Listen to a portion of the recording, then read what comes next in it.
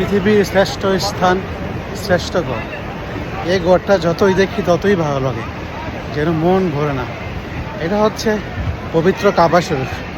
কাবা শরীফের মধ্যে আসলে দিলটা একেবারে ঠান্ডা হয়ে যায়, একেবারে শীতল হয়ে যায়। আসলে হাজিদের জন্য কতটা বরকত এবং কতটা নিয়ামত, আল্লাহু আকবার।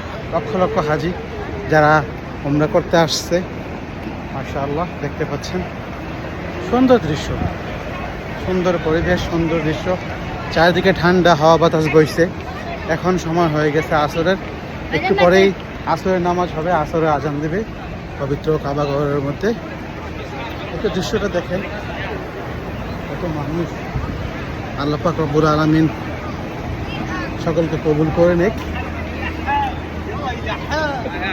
আজকে প্রথম রমজানের প্রথম তারাবি, সেই জন্য সকল হাজিরা একত্রিত হয়ে আসর নামাজের পূর্বেই তারা কাবা ঘরের মধ্যে ভিড় জমাচ্ছে। কারণ এখানের মধ্যে লক্ষ লক্ষ মানুষ এসে জমা হবে। তো যে যত আগে যাবে তারা তত আগেই এখানের মধ্যে জায়গা পাবে, এখানের মধ্যে নামাজ পড়তে পারবে। তো সেজন্য দূর দূরান্ত থেকে সকল হাজিরা একত্রিত হয়ে আসর নামাজের পূর্বেই হারামের মধ্যে আসছে দলে দলে একতাবদ্ধ হয়ে।